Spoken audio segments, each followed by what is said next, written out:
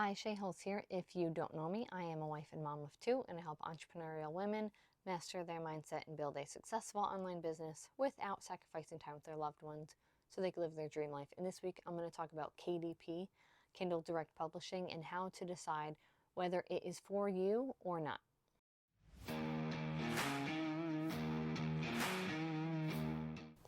So, if you don't know me, yeah, I started writing books I guess a year ago. My first book was published in September of 2021.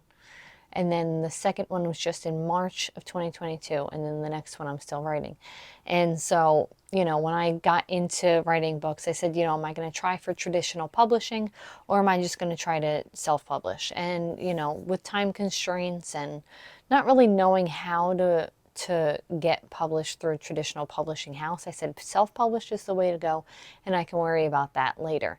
And that's actually something that I did learn is sort of recommended, because then you can figure out whether your audience, likes your books, or, get some feedback on your books, let's say, prior to going to a publishing house. And it gave me more time to sort of like research, the different publishing houses that maybe would take my books, and it let me do, research on my audience and what the general consensus is on the books and so on and so forth. Maybe I need to change some things, whatever. So talking about self-publishing though, there's a couple different ways to do it, which I've talked about before. You can use KDP, which is through Amazon, Kindle Direct Publishing, and you can do Ingram Spark, and you can do Draft to Digital is a great one. But all of these different things have different positives and negatives, right? So when we're talking about KDP, which is the most popular way to go, there's a couple things to consider. So this is what I'm going to talk about specifically today, is if KDP is right for you or not. So again, KDP, Amazon is like the biggest, distributor of everything nowadays. And it's free, which is awesome. And I love the fact that it is actually free to completely publish and everything like that. But then when you're talking about when you want to distribute to other places like Barnes & Noble, Apple Books, what's the other big one? I don't know, libraries and stuff like that. You can use KDP, right?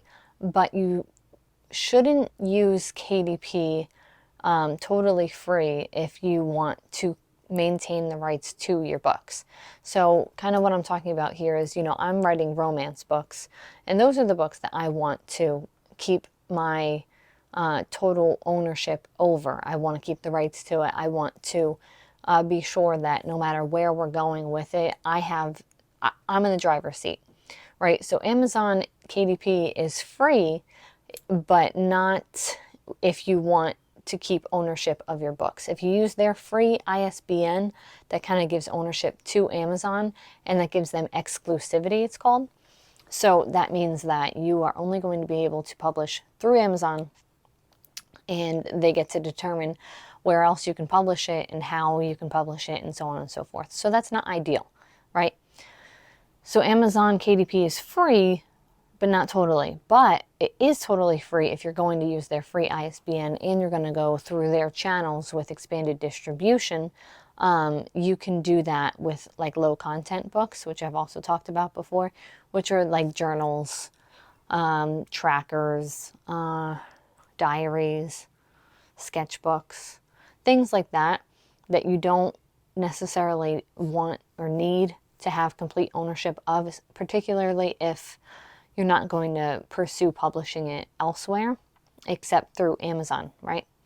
So you can get into Barnes & Noble, Apple Books, so on and so forth with Amazon, but that would be if you do the expanded distribution. And so what that means is that they're going to go to those channels for you to get your book to be published there as well, right? And so that's great, except it does take a larger percentage of the cut when you go that route. Because when you use something like Ingram Spark, which is a paid platform to publish your book, self-publish your book, but it is like the primary resource, right? So if you're going to use Ingram Spark, you're still going to need an ISBN. They do offer free ISBNs, but that is, again, you're not going to have ownership of it. So if you're going to do low content books on Ingram Spark, that's fine, but it won't be free. But they're like I guess the first tier when you're doing self-publishing for getting it into other places. So they're going to be taking a smaller cut of the money when you distribute through them, when you go to like Barnes & Noble and stuff, right? So then when you're doing Amazon, they're like here. So Ingram Sparks, let's say, taking their cut, and then here's KDP, and they're taking a cut on top of a cut from these distributors. So that's something else to consider when you want to use Amazon KDP.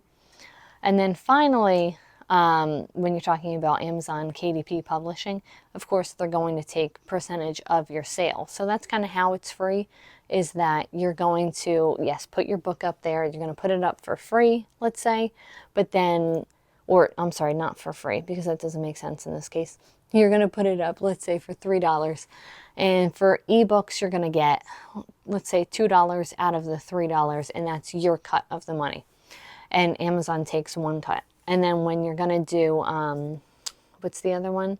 Like a hardcover or paperback book, they are going to take whatever it costs to publish it. So if you're doing ebooks as well as physical books, when you publish through Amazon KDP, they are going to do all of the writing, like, you know, the formatting or whatever. Once, all right, that doesn't exactly make sense. So you need to format it correctly, but then they're going to print it, and they're going to make sure that it's formatted correctly, because you're going to have to fit into these certain guidelines in order to publish it with Amazon KDP.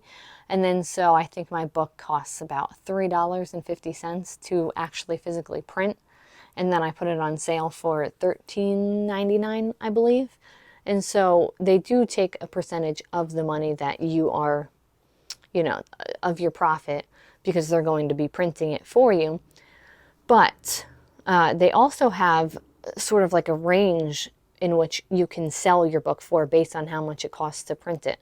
So if it costs $3.50 to print it, I think I had to put my book up for at least $13.09. Otherwise, KDP would not list it. So those are some of the nuances of self-publishing. If you want to get my self-publishing toolkit, just comment me below and I can send that right over to you. And thank you for watching. I hope that you found some value in this today. If you did like this video, subscribe, follow, whatever you want to call it, and I will talk to you next week. Thank you.